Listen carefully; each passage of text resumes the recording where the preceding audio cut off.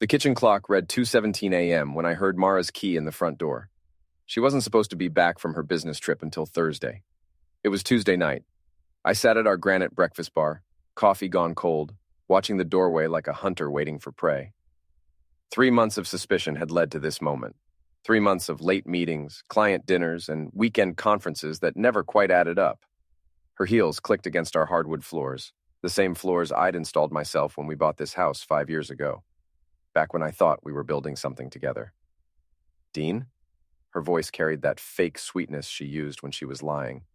What are you doing up? She appeared in the kitchen doorway, still wearing that black dress I'd bought her for our anniversary. Her lipstick was smudged, her hair disheveled, despite her attempt to fix it in the car. Couldn't sleep, I said, not moving from my stool. Funny thing happened today. Mara froze, her purse halfway to the counter. What do you mean? Got a call from the Marriott in Boston. They said they found your earring in room 412, the same earring you told me you lost at the gym last week. The color drained from her face. I can explain. I'm sure you can.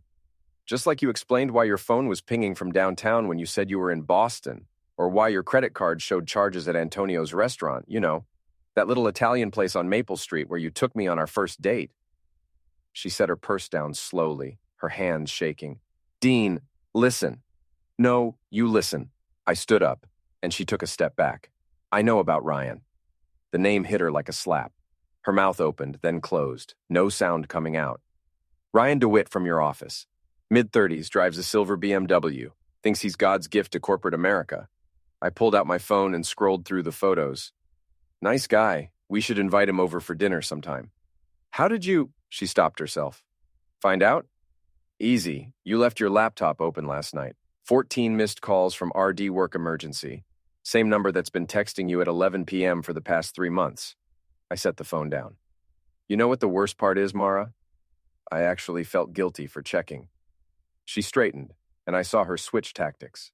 The scared wife disappeared, replaced by the cold corporate executive I'd watched her become over the past 2 years. So what now, Dean? You going to throw a tantrum? Break some dishes like your father used to? That was her go-to move. Compare me to my old man when she wanted to hurt me. But tonight, it just made me smile. No tantrums. I'm not my father. I walked to the safe hidden behind our wedding photo. Ironic, really. But I did do some cleaning while you were gone. Her face went white as I pulled out her laptop and phone. Give me those. Sure. I set them on the counter between us. But first, I need you to answer one question honestly. What? How long has this been going on? She crossed her arms. It's not what you think. Really? Because what I think is that you've been screwing your coworker for at least 6 months, using our joint account to pay for hotel rooms, and lying to my face every single day. I opened her laptop. Want to see the browser history? Mara lunged for the computer, but I was faster. Construction work keeps you quick. Don't touch that. Why? Afraid I'll find something interesting? I turned the screen toward her. Like this folder labeled personal backup? Her face crumbled as she saw the video thumbnails. Dozens of them. Different hotels, different dates, some with Ryan, others with men I didn't recognize. Jesus Christ, Mara, how many? She started crying. Real tears this time. Not the crocodile tears she'd perfected for arguments about my working hours or dirty boots in her precious house. It's not like that. Then what's it like? Help me understand how my wife of 7 years turned into someone I don't even recognize. You wouldn't understand. Try me. She wiped her nose with the back of her hand, smearing makeup across her cheek. You stopped trying, Dean. We stopped talking. We became roommates. So you decided to become a prostitute instead? The slap came fast, but I caught her wrist before it connected. Don't ever touch me again. My voice was quiet, but she heard the warning. I want a divorce. Good. We agree on something. I released her wrist. But we're going to do this my way. What do you mean? I closed the laptop and picked up my coffee mug. You'll find out tomorrow. Right now, I suggest you pack a bag. This is my house too. Was, past tense. I pulled a folded paper from my back pocket. Restraining order. Judge signed it this afternoon. You have 1 hour to get your essentials, then you need to find somewhere else to stay. You can't do this. Actually, I can. Turns out video evidence of adultery carries a lot of weight in New Hampshire, especially when combined with proof of financial infidelity. I smiled. You remember Steve Morrison? He's not just my lawyer anymore, he's yours too. Well, was yours. He had to drop you due to conflict of interest. Mara stared at me like I'd grown a second head. Who are you?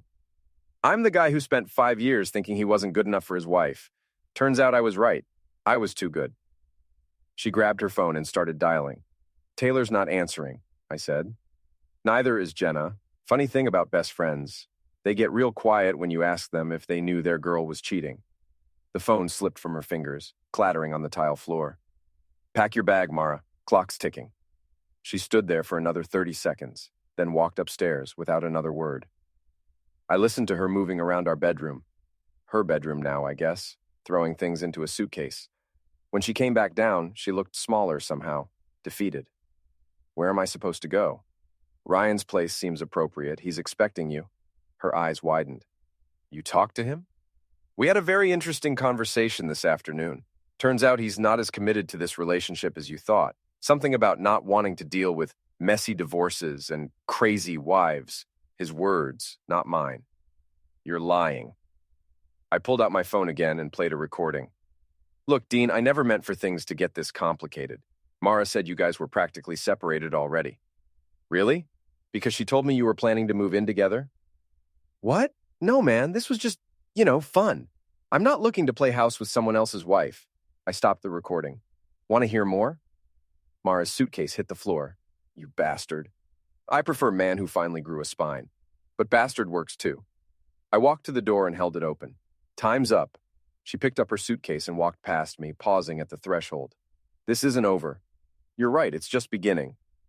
I watched her walk to her car, the car I'd bought her for her birthday last year, and realized she was still holding the keys. That wouldn't last long. As her taillights disappeared down our street, I went back to the kitchen and poured myself a bourbon. Tomorrow, phase 2 would begin. But tonight, I was going to enjoy the silence. The next morning, I was at Morrison Construction's office by 6 a.m., same as always. The difference was, today I had a plan. Nate Williams, my foreman and the closest thing I had to a best friend, was already there with coffee and donuts from Murphy's. You look like hell, boss. Feel worse. I took a long sip of coffee. Need a favor? Name it. Remember that repo guy you used to work with? Tommy something? Tommy Breslin. Why? Think he'd be interested in some freelance work? Nate raised an eyebrow. What kind of work? I pulled out my phone and showed him Mara's location on Find My iPhone. The kind that involves a silver BMW and a very expensive Audi. Jesus, Dean, what happened? I gave him the condensed version. The cheating, the videos, the confrontation. Nate listened without interrupting, his face getting darker with each detail. That cold-hearted witch. Careful, that's my soon-to-be ex-wife you're talking about. X is right, what do you need me to do? Call Tommy. Tell him I've got 2 vehicles that need to disappear for a few days. I'll pay his usual rate plus a bonus. And if anyone asks where they went, Repo Company must have made a mistake. These things happen when people fall behind on payments. Nate grinned. I like where this is going. We're just getting started. By noon, both cars were gone. Mara's Audi and Ryan's BMW vanished from their respective parking spots like they never existed. I knew because I'd driven by both locations personally. My phone rang at 12:47 p.m. Dean, where's my car? Mara's voice was tight with panic. Which car? Don't play games, my Audi. It's not where I parked it. Huh, that's weird. You sure you remember where you left it? I parked it at the Comfort Inn last night. Now it's gone. Maybe someone stole it. You should call the police. It wasn't stolen, and we both know it. I have no idea what you're talking about. I've been working all day. Ask Nate. He'll vouch for me. Damn it, Dean. Oh, by the way, Ryan called earlier. Something about his car being missing, too. Weird coincidence, right? The line went quiet for 10 seconds. What do you want? Nothing. I'm just concerned about all this crime in our quiet little town. Makes a man wonder who he can trust. She hung up. I was still smiling when my phone buzzed with a text from an unknown number. This is Ryan. We need to talk. I replied, I'm listening, not over text. Meet me at Callahan's tonight, 8 p.m. See you there. Callahan's was the kind of blue-collar bar where construction workers went to forget their problems, and office workers went to feel dangerous. It was also where Darla Murphy served the best wings in town and kept her ear to the ground about everyone's business. I arrived at 7:30 and took a seat at the bar where I could watch the door. Darla slid a Budweiser in front of me without being asked. Heard you had some excitement at home last night. Word travels fast. Honey, In a town this size, gossip moves faster than a house fire. She leaned closer, lowering her voice. Also heard your wife's been keeping some interesting company lately. Yeah? What kind of company? The kind that thinks cashmere and BMW payments make them better than the rest of us. She straightened a stack of napkins. For what it's worth, I never liked her. Too fancy for her own good. You're not wrong. Most wives who cheat, they at least have the decency to pick someone single. Your girl went straight for the married ones. That caught my attention. Married ones? Ryan DeWitt's got a wife and 2 kids up in Concord. Pretty little thing, teaches elementary school. Don't think she knows her husband's been playing house with half the professional women in town. I felt something cold settle in my stomach. Half of them? Sugar, your wife wasn't his first rodeo. Probably won't be his last either. The door chimed, and Ryan DeWitt walked in like he owned the place. Expensive suit, perfect hair, the kind of smile that said he'd never worked a real day in his life. That him? Darla asked. That's him. Good luck, hon. Try not to kill him in my bar. Blood's a witch to get out of the floorboards. Ryan spotted me and walked over with the confidence of a man who thought he was in control. He was about to learn otherwise. Dean Morrison, right? He extended his hand. I ignored it. You wanted to talk? Can we get a table? This is kind of personal. Nothing about this is personal anymore. Sit. He took the stool next to mine, and I could smell his cologne. Something expensive that probably cost more than most people made in a day. Look, I know this situation is complicated. Complicated. I took a sip of beer. That's one word for it. I never meant for things to get this messy. Mara told me you two were having problems. What kind of problems? She said you weren't intimate anymore, that you'd basically become strangers, living in the same house, and that made it okay to sleep with her? He shifted uncomfortably. It's not that simple. Sure it is. You saw something you wanted, and you took it. The fact that it belonged to someone else just made it more exciting. It wasn't like that. Then what was it like, Ryan? Help me understand how a married man with 2 kids justifies screwing his co-worker in hotel rooms paid for with her husband's money. His face went red. You don't know anything about my situation. I know more than you think. I turned to face him fully. I know your wife Sarah teaches 3rd grade at Elm Street Elementary. I know your kids are named Michael and Emma. I know you refinanced your house 6 months ago to pay for that BMW sitting in my storage facility. What? Oh, did I forget to mention? Your car's been repossessed. Amazing how fast that happens when you miss a payment. I haven't missed any payments. Sure you have. See, funny thing about car loans. They can be transferred, and when they are, sometimes the new holder has different ideas about payment schedules. Ryan stood up so fast his stool nearly tipped over. You can't do that. Actually, I can. My construction company's been diversifying into asset recovery. Perfectly legal. This is harassment.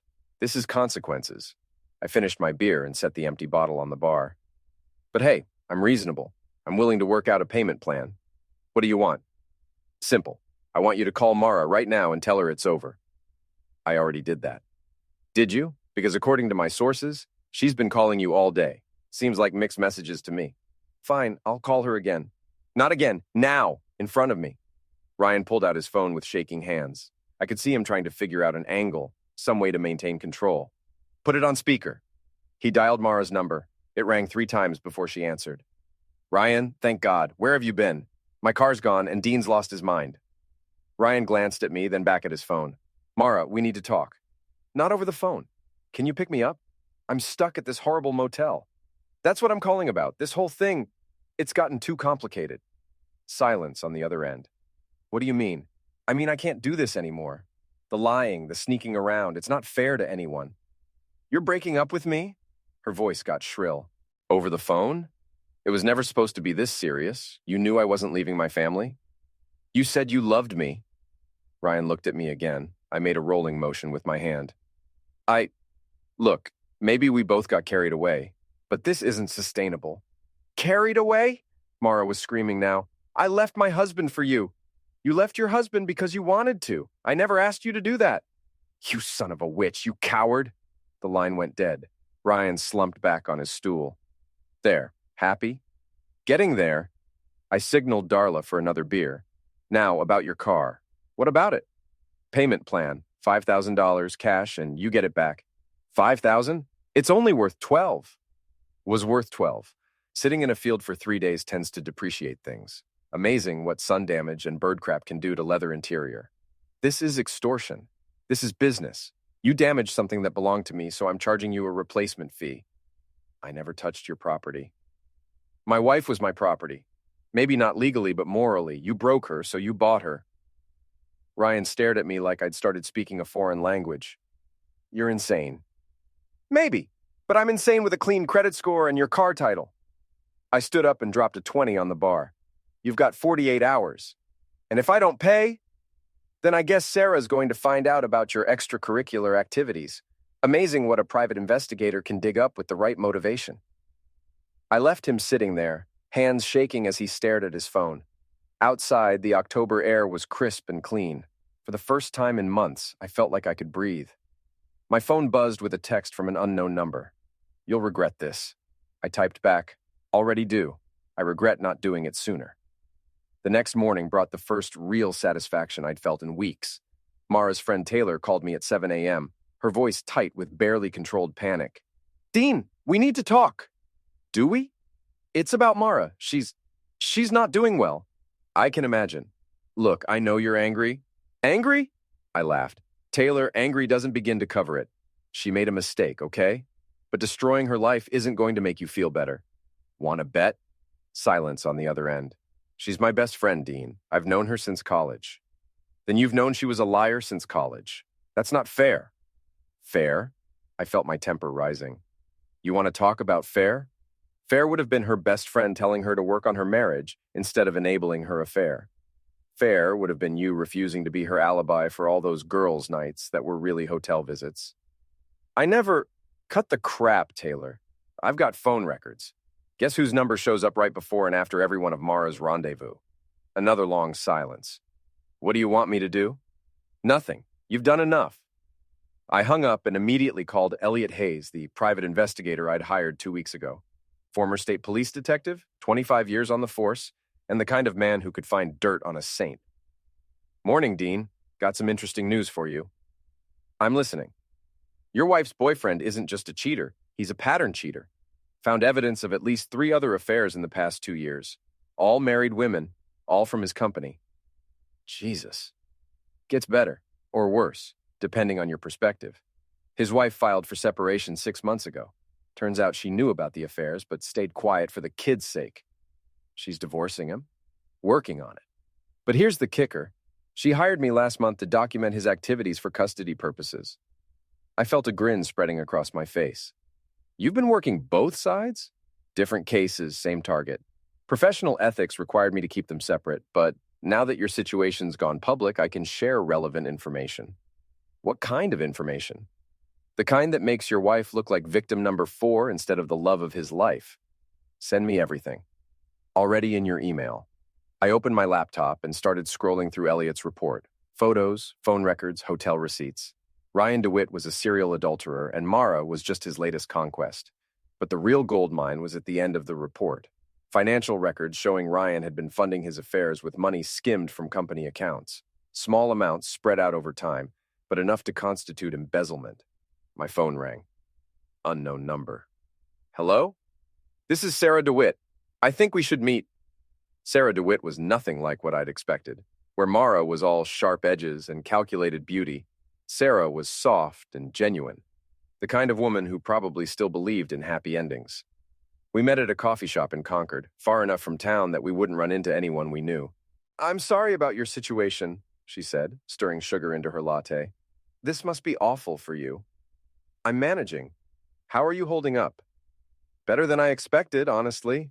Finding out about Ryan's affairs was devastating, but knowing I'm not crazy, that helps. How long did you suspect? 2 years, maybe longer. She looked out the window at the parking lot. He started working late more often. Business trips that didn't add up. The usual signs. Why didn't you leave sooner? The kids. I kept thinking I could fix it, that if I was a better wife, more understanding, he'd stop. I felt a stab of recognition. I went through the same thing. Did you? The self-doubt, the wondering what you did wrong? Every day for months. But you never blamed yourself for someone else's choices. Men are different that way, I think. You get angry and do something about it. Women internalize it. Getting angry was a process. First, I blamed myself, then I blamed the situation, then I finally blamed the people responsible. Sarah smiled, the first genuine emotion I'd seen from her. How's that working out? Better than therapy. She laughed, a sound like wind chimes. I can see why my husband was intimidated by you. He said that? Called you unhinged and dangerous. Said you were stalking him. I prefer thorough. Is it true you had his car repossessed? Temporarily relocated? That's brilliant. You're not upset. Are you kidding? That car was his pride and joy. He spent more time washing it than he did talking to his children. We sat in comfortable silence for a moment. I have a proposition for you, Sarah said finally. I'm listening. I want to destroy him. Not just divorce him. I want to make sure he loses everything. His job, his reputation, his precious self-image. What did you have in mind? She pulled a manila folder from her purse. Financial records. Ryan's been stealing from his company for 2 years to fund his affairs. Small amounts, but it adds up to about $30,000. I whistled low. That's felony territory. I know. I've been documenting everything, waiting for the right moment. Why now? Because he humiliated me for the last time. Do you know he had the nerve to bring your wife to our son's soccer game last month? He what? Introduced her as a work friend. Michael asked me later why Daddy's friend was wearing my perfume. The rage that hit me was pure and clean.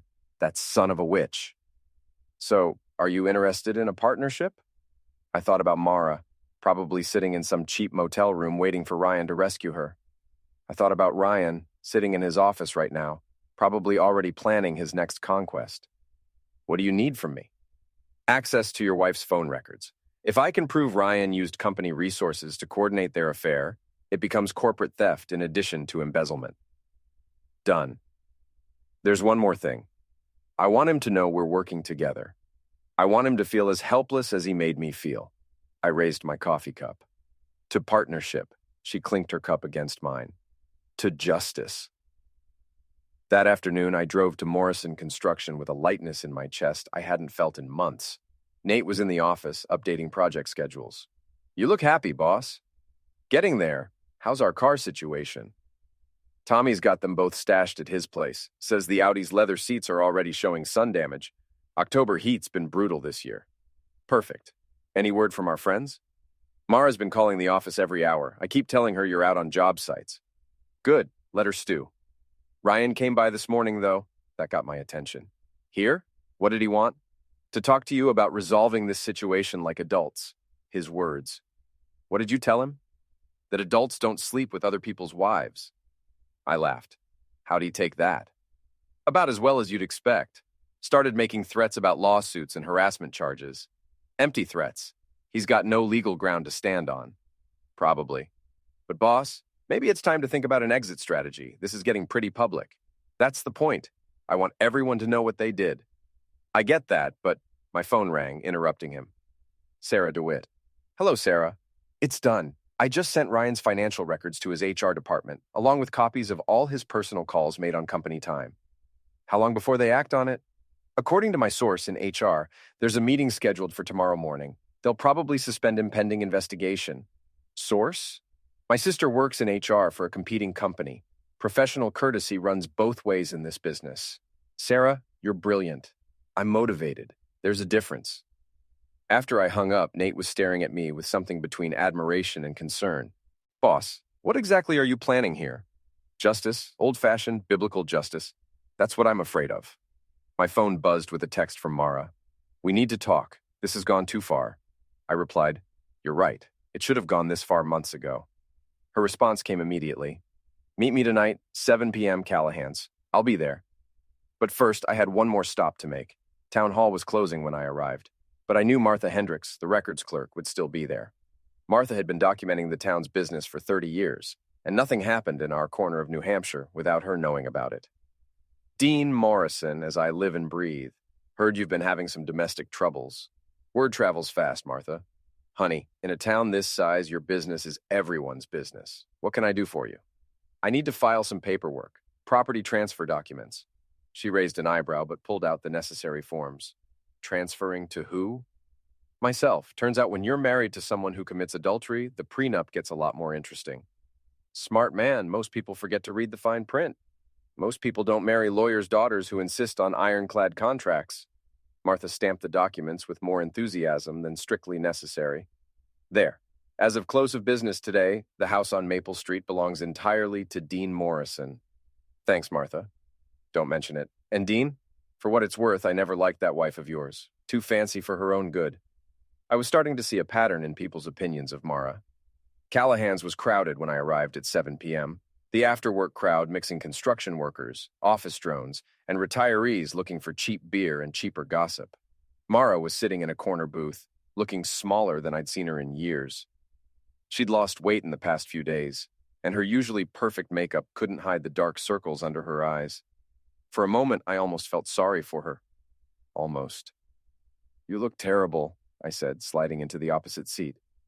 Thanks. You look satisfied. I am. Dean, we need to end this. It's gotten out of hand. Has it? Because from where I'm sitting, it's just getting started. She leaned forward, lowering her voice. People are staring at me. At work, at the store, everywhere I go. The whole town's talking. Good. Maybe they'll learn something. You're destroying my life. I'm revealing your life. There's a difference. Mara's hands were shaking as she picked up her wine glass. What do you want from me? An apology? Fine, I'm sorry. I made a mistake. A mistake? Mara, you had videos, plural, with multiple men. That's not a mistake. That's a pattern. You went through my private files. Your private files were on our shared computer, paid for with our joint account, in our house. Nothing about this was private except the lies you told to cover it up. She was crying now, quiet tears that she kept wiping away with the back of her hand. I never meant for this to happen. Which part? The cheating or getting caught? The cheating. I never meant to hurt you. Then why did you do it? She was quiet for a long moment, staring into her wine. I felt invisible, like we were just going through the motions of being married. You came home from work, we ate dinner, watched TV, went to bed, rinse and repeat. So you decided to sleep with other men. I decided to feel wanted again, to feel like someone saw me as more than a wife and a paycheck. A paycheck? Mara, you make twice what I do. That's not what I meant. Then what did you mean? I meant I wanted to feel special again. Ryan made me feel special. Ryan made you feel like a conquest. There's a difference. You don't know him like I do. I laughed, a sound with no humor in it. Actually, I know him better than you think. What do you mean? I mean, I know about Janet from accounting, and Lisa from marketing, and Rebecca from the sales department. Mara's face went white. That's not... He told me I was different. You were different. You were married. That made it more exciting for him. You're lying. I pulled out my phone and showed her the photos Elliot had compiled. Ryan with different women at different hotels over the past 2 years. Elliot Hayes is very thorough, former state police detective. Amazing what 25 years of investigative experience can uncover. Mara stared at the photos, her face cycling through disbelief, hurt, and finally rage. That bastard. Now you're getting it. He told me he loved me. He said we were going to be together. He told all of them that. It's part of his process. She put her head in her hands. Oh God, what have I done? You destroyed our marriage for a man who saw you as a notch on his bedpost? Dean, I'm so sorry. I know I hurt you, but we can fix this. We can go to counseling, work on things. No, we can't fix this. No, we can't work on it. No, there's no going back. Why not? Because I don't love you anymore. The words hung between us like a physical thing. Mara looked like I'd slapped her. You don't mean that. I mean it more than anything I've ever said. I don't love you, I don't like you, and I don't want to be married to you. But we can what? Pretend this never happened? Go back to being roommates who occasionally have sex? I'd rather be alone for the rest of my life than spend another day pretending you're someone worth loving. That's cruel. That's honest. Maybe if you'd tried honesty earlier, we wouldn't be here. Mara sat back in her seat, something changing in her expression. The desperate, sorry wife disappeared, replaced by the cold woman I'd been living with for the past 2 years. Fine. You want to play hardball? Let's play hardball. I'm listening. I want half of everything. The house, the business, your retirement accounts, all of it. Read your prenup. Prenups can be challenged. Not when there's video evidence of adultery. New Hampshire's still a fault state, remember? I'll claim abuse. Good luck proving it. No police reports, no hospital visits, no witnesses. Plus, I've got character references from everyone in town. I'll say you were emotionally abusive. Feel free to try. I'm sure Taylor and Jenna will back you up. Oh, wait, they won't. What do you mean? I mean, they're not taking your calls anymore. Amazing how quickly best friends disappear when the scandal gets too messy. Mara's composure cracked. You turned them against me. I didn't have to. They turned themselves when they realized they'd been accessories to adultery. They were my friends. They were your enablers. There's a difference. What did you tell them? The truth. That they helped you lie to me for months. That they covered for you while you destroyed our marriage. Funny thing about the truth. It has a way of making people reevaluate their loyalties. Mara stood up abruptly, her chair scraping against the floor. This isn't over. You're right. Tomorrow's going to be very interesting. What happens tomorrow? Ryan gets fired. You get evicted from that motel when your credit card gets declined. And I start phase 3. What's phase 3? I smiled. You'll find out. She grabbed her purse and stalked toward the door, then turned back. I hate you. Good. That makes 2 of us. After she left, I sat alone in the booth, finishing my beer and watching the room. 3 separate people came over to tell me they were sorry about my situation and that they'd never liked Mara anyway. Small towns were funny like that. Everyone had opinions, but they kept them to themselves until the scandal broke. Then suddenly, everyone had seen it coming. My phone buzzed with a text from Sarah DeWitt. It's done. Ryan was escorted out of the building an hour ago. They froze his accounts pending investigation. I replied, Perfect. Phase 3 starts tomorrow. What's phase 3? Public humiliation. I like the sound of that. The next morning, I woke up in my own bed for the first time in a week. No Mara, no tension, no walking on eggshells, just silence and the smell of coffee I'd made exactly the way I liked it.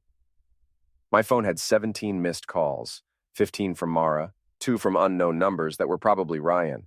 I deleted them all without listening. Instead, I called Tommy Breslin. Tommy, it's Dean Morrison. Time to return those cars. Both of them? Both of them. But I want them delivered somewhere public, somewhere lots of people will see. Where? Ryan's office building, right in front during lunch hour. You got it. What condition should they be in? Exactly as you found them, sun damage and all. This is going to be fun. Next, I called Martha Hendricks at Town Hall. Martha, it's Dean. I need you to post a public notice. What kind of notice? Foreclosure proceedings. The house on Elm Street. I thought Ryan DeWitt owned that house. He does. Did. Bank's calling in the loan early due to material changes in his employment status. Can they do that? When the borrower commits embezzlement from his employer? Absolutely. My. This town's getting interesting. We're just getting started. By noon, both cars were parked in front of Ryan's former office building, drawing a crowd of onlookers. The Audi's leather seats were cracked from sun exposure, and the BMW's paint job looked like it had been attacked by a flock of very angry birds. I knew because I drove by to watch. Ryan was standing in the parking lot, staring at his ruined BMW like someone had shot his dog.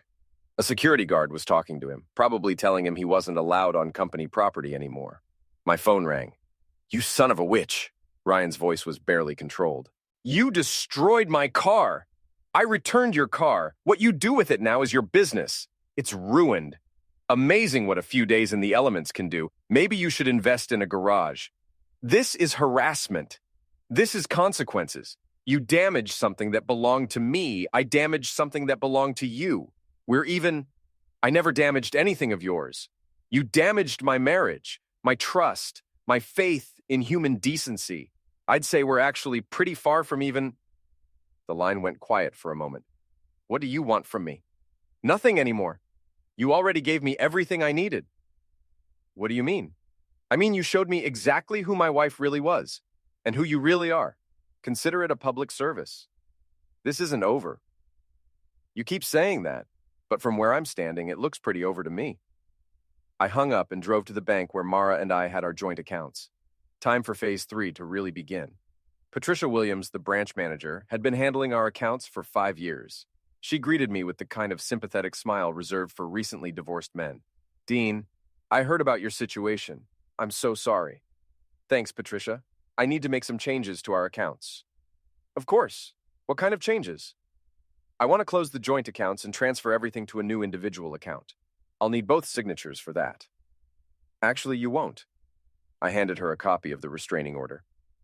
This gives me sole access to all marital assets pending divorce proceedings. She read through the document carefully. This appears to be in order. I'll need to verify with our legal department, but it should be fine. How long will that take? A few hours. I can call you this afternoon. Perfect. By 3 p.m., every account was closed and the money transferred to new accounts with only my name on them. Mara's credit cards were canceled, her access to our safety deposit box revoked, and her name removed from our insurance policies. My phone started ringing immediately. Dean? What did you do? Mara sounded panicked. My cards aren't working. I closed the accounts. You can't do that. Actually, I can. Restraining order gives me temporary control of all assets. I need money. I'm stuck at this motel with no way to pay. Sounds like a personal problem. This is illegal. It's completely legal. Ask your lawyer. Oh, wait, you don't have one anymore.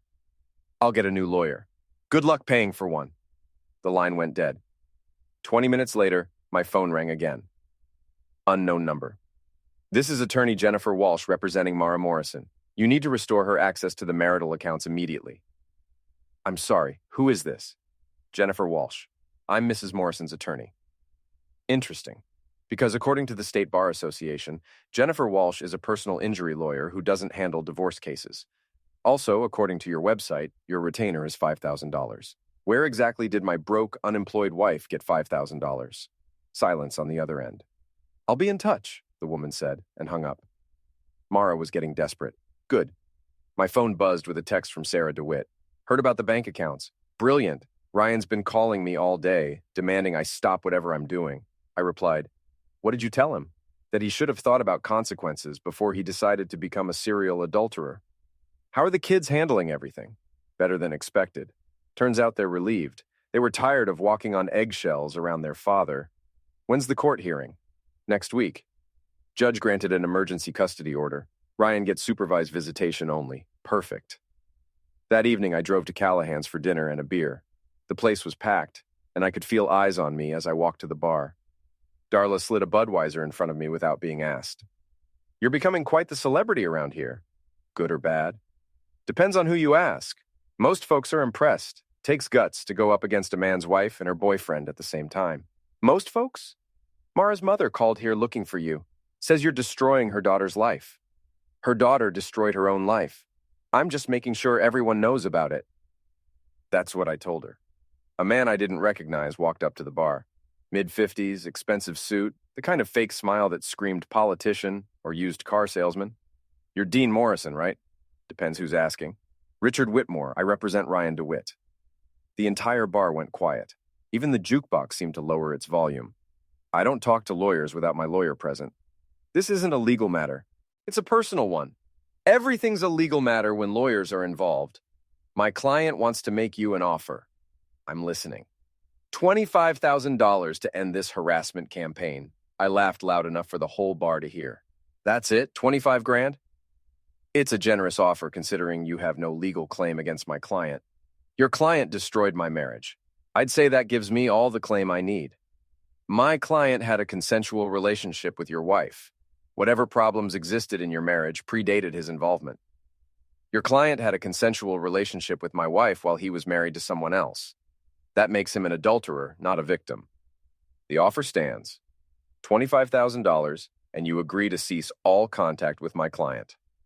Counteroffer, your client publicly apologizes to me, my wife, and his wife for being a cheating piece of garbage, and I'll consider not posting those surveillance videos on YouTube. Whitmore's face went pale. What surveillance videos? The ones showing your client and my wife entering and leaving various hotels over the past 6 months. Amazing what a private investigator can accomplish with the right motivation. That's illegal surveillance. Actually, it's not. Private investigator, public spaces, no expectation of privacy, all perfectly legal. You're bluffing. I pulled out my phone and showed him a screenshot of Ryan and Mara entering the Holiday Inn. Want to see the rest? Whitmore studied the image, his expression getting grimmer by the second.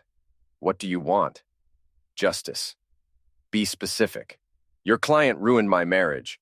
I want him to experience the same level of humiliation and betrayal he inflicted on me. That's not going to happen. Then we have nothing to discuss. Whitmore left without another word, and the bar erupted in quiet conversation. I'd just become the most talked-about man in town. My phone rang as I was finishing my burger. Dean, it's Sarah. I just heard about the lawyer visit. Word travels fast. Small towns. Listen, I think it's time for the final phase. What did you have in mind? Saturday is the Harvest Festival, biggest social event of the year. Everyone in town will be there. And I think it's time for Ryan and Mara to make a public appearance together. They'll never agree to that. They will if they think it's their idea. I'm listening. Leave that to me. Just be at the festival Saturday afternoon.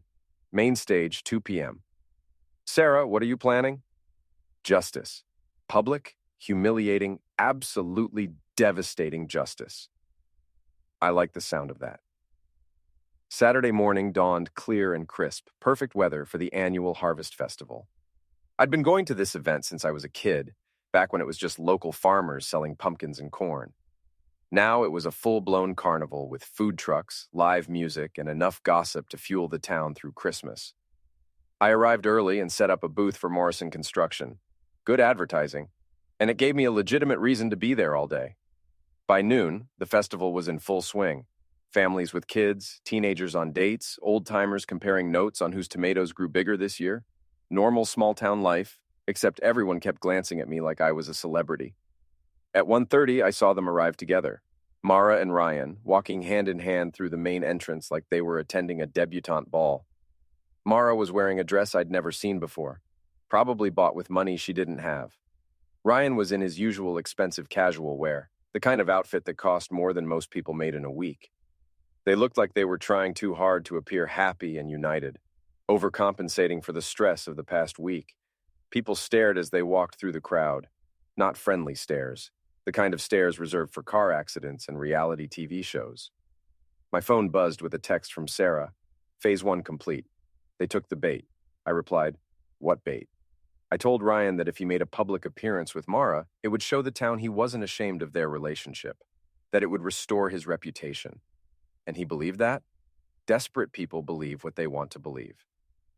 At exactly 2 p.m., the festival coordinator, a cheerful woman named Betty who'd been organizing this event for 20 years, took the main stage. Ladies and gentlemen, it's time for our annual community recognition ceremony. I had no idea what was coming, but I trusted Sarah. This year we're doing something special. We're recognizing members of our community who've shown exceptional transparency in their personal lives. The crowd murmured, confused. Our first honorees are Ryan DeWitt and Mara Morrison for their outstanding commitment to openness and honesty. The crowd went silent. Ryan and Mara looked like deer in headlights. Come on up, you two! Betty's tone was so cheerful, so normal, that Ryan and Mara found themselves walking toward the stage before they realized what was happening. Now, these two have been absolutely transparent about their relationship, haven't you? Ryan, would you like to tell everyone how long you and Mara have been seeing each other? Ryan grabbed the microphone with shaking hands. This isn't appropriate. Oh, but it is. Everyone in town's been talking about your relationship for months. Don't be modest. Mara tried to pull Ryan away from the microphone, but Betty was having none of it. Mara, honey, you must be so proud of landing such a catch. I mean, taking a man away from his wife and children, that takes real skill. The crowd was starting to understand what was happening. Some people looked uncomfortable, others were grinning. And Ryan, you must feel so accomplished. Destroying 2 marriages at once, that's got to be some kind of record. That's enough, Ryan said, trying to hand back the microphone. Oh, we're just getting started. I have some special guests here today who wanted to say a few words about your relationship. Sarah DeWitt walked onto the stage, followed by her 2 children, a boy about 10 and a girl about 8. Hi, everyone. I'm Sarah DeWitt, Ryan's wife. Well, soon-to-be ex-wife. The crowd was dead silent now. I wanted to thank Mara publicly for helping me realize what kind of man I married. You see, I spent 2 years wondering what I did wrong, why my husband stopped coming home for dinner, why he missed our children's school events. Ryan looked like he was going to be sick. But Mara helped me understand that it wasn't my fault at all. My husband's just a selfish, lying adulterer who can't keep his promises to save his life. Mommy, the little girl said into the microphone, is this the bad lady who made Daddy go away? Yes, sweetheart. This is the bad lady. The crowd was starting to get restless. Someone shouted, "Get off the stage!" I couldn't tell if they meant Sarah or Mara. "Oh, and I have one more surprise," Sarah continued. "I wanted everyone to see exactly what kind of man Ryan DeWitt really is." She pulled out a tablet and connected it to the festival's sound system. This is a recording of a phone call Ryan made to his employer 3 days ago, trying to blame his embezzlement on me. Ryan's voice filled the festival grounds through the speakers. "Look, I know how this looks, but my wife had access to the accounts too. She's been unstable since she found out about Mara. I wouldn't put it past her to set me up." The crowd gasped. "And here's my personal favorite," Sarah continued. "This is Ryan talking to his lawyer about how to avoid paying child support." Another recording. "I'm telling you, if I claim disability, I can reduce the payments to almost nothing. Who's going to verify that I can't work? My wife? She's too busy playing victim." The crowd was getting angry now. Real angry. "That's enough!" Ryan grabbed for the tablet, but Sarah was too quick. "One more, and then I'll let you go. This is Ryan explaining to Mara why he couldn't leave his wife." Ryan's voice again. "Baby, you have to understand. Sarah's got half my assets. If I divorce her now, I'll lose everything. But if she divorces me, especially if she looks like the crazy one, I keep the house, the kids, everything." Mara's face went white. "You said you were going to leave her for me." I am. This was taken out of context." "What context makes that okay?" Mara was shouting now. "Ladies and gentlemen," Sarah said into the microphone, "I present to you Ryan DeWitt and Mara Morrison, proof that some people deserve each other." The crowd erupted, not applause, angry shouting. Someone threw a tomato that splattered against Ryan's shirt. Someone else shouted, "Home wrecker," at Mara. Ryan grabbed Mara's hand and tried to pull her off the stage, but she yanked away from him. "Don't touch me, you lying piece of garbage." "Mara, please, we can talk about this." "Talk about what? How you've been playing me this entire time? How you never had any intention of leaving your wife?" "That's not true." "Then why did you tell your lawyer the opposite?" The crowd was pressing closer to the stage, and security was starting to look nervous. "I think we should call this a wrap," Betty said, reaching for the microphone. But Mara wasn't done. "You want to know what's really funny?" she shouted at Ryan. "You destroyed my marriage for nothing. I gave up everything for a man who was never going to choose me." "Mara, stop." "No, you stop. You stop lying. You stop manipulating. You stop pretending to be something you're not." She turned to face the crowd. "And you know what the worst part is? My husband tried to tell me this would happen. He tried to warn me that you were using me, but I was too stupid to listen." The crowd turned to look at me. I felt like I was in a spotlight.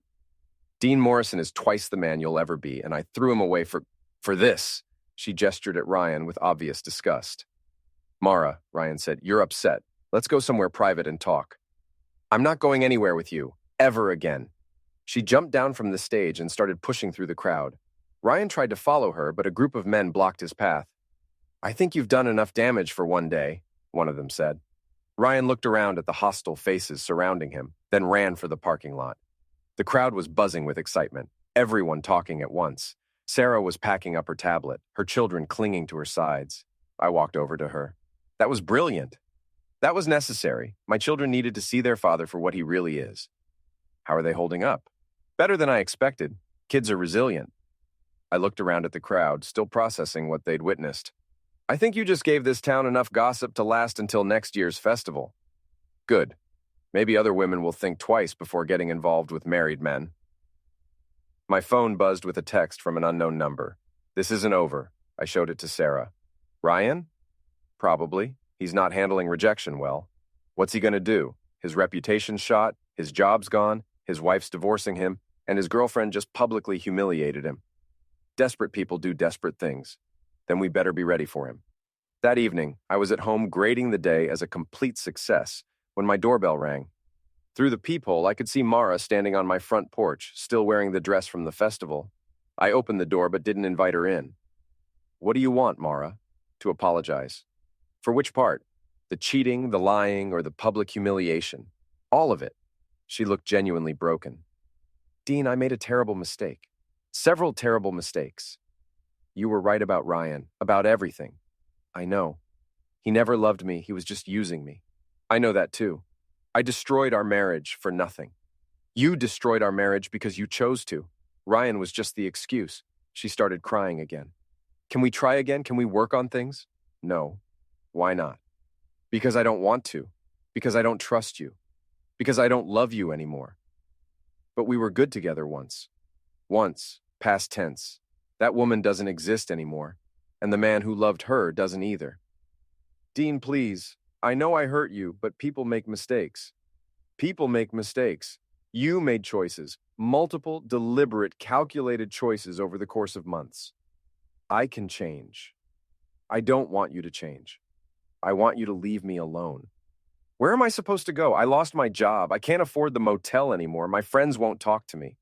Figure it out. You're a smart woman. You'll land on your feet. That's it? After 7 years of marriage, you're just going to throw me away. I'm not throwing you away. You threw yourself away. I'm just done picking up the pieces. She stood there for another minute, tears streaming down her face. I hate what I've become.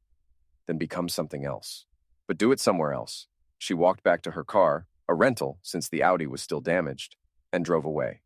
I went back inside and poured myself a bourbon. Tomorrow, I'd start the paperwork to make the divorce final. Tonight, I was going to enjoy the silence. My phone rang one more time. Dean, it's Sarah. How are you holding up? Better than expected. Mara came by to apologize. How'd that go? About as well as you'd expect. What about you? Any word from Ryan? Radio silence. His lawyer called to say he's seeking counseling for anger management issues. Translation, he's trying to look sympathetic for the custody hearing. Probably, but it won't work. I've got too much evidence. Sarah, can I ask you something? Of course. Do you ever feel guilty about destroying him so completely? She was quiet for a moment. No, do you? No, I just wanted to make sure I wasn't becoming a sociopath. You're not a sociopath. You're a man who finally stopped letting people walk all over him. When you put it that way, it sounds almost healthy. It is healthy. We both spent years making excuses for people who didn't deserve our loyalty. And now we're free. After I hung up, I walked through my house now, completely mine, and tried to remember what it felt like when Mara and I were happy. The memories were there, but they felt like they belonged to someone else. Different people, different lives, different choices. I was okay with that. The divorce was finalized 6 weeks later on a Tuesday morning that felt like any other day. No drama, no last-minute reconciliation attempts, no emotional breakthroughs. Just paperwork and signatures, and the quiet satisfaction of something finished. Mara had moved back to her parents' house in Connecticut. According to Martha Hendricks, who heard it from her sister who worked at the post office, Mara was working at a real estate office and dating a divorced accountant. Good for her. Ryan DeWitt had disappeared entirely. His house was in foreclosure, his ex-wife had full custody of the kids, and rumors placed him somewhere in Florida, working at a used car lot. Also good. I was cleaning out the basement storage room when I found a box of our wedding photos. 7 years of birthdays, anniversaries, vacations, and holidays. All the evidence of a life we'd built together and then destroyed. For a moment, I considered keeping them. Not out of nostalgia, but as a reminder of how easy it was to fool yourself into thinking you knew someone. Instead, I threw them in the trash. There was a knock at my door as I was carrying the box outside. Sarah DeWitt stood on my porch with a bottle of wine and a smile. Thought you might want to celebrate. What are we celebrating? Freedom, justice, new beginnings. I like the sound of that.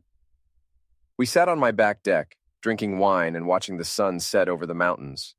Sarah's kids were at her mother's house for the weekend, and for the first time in months, she looked relaxed. Any regrets? She asked. About the divorce? None. About how we handled it? You mean the public humiliation, the financial warfare, and the systematic destruction of their reputations? That's exactly what I mean. I thought about it for a moment. No regrets. They made their choices, we made ours. Even though some people think we went too far? Some people think we didn't go far enough. Sarah laughed. True. Darla Murphy told me yesterday that she would have keyed Ryan's car herself if she'd known what he was doing. Darla's got a point. Adultery used to be a public shame. Maybe it should be again. Think it'll make other people think twice? Maybe. Or maybe some people are just determined to learn the hard way.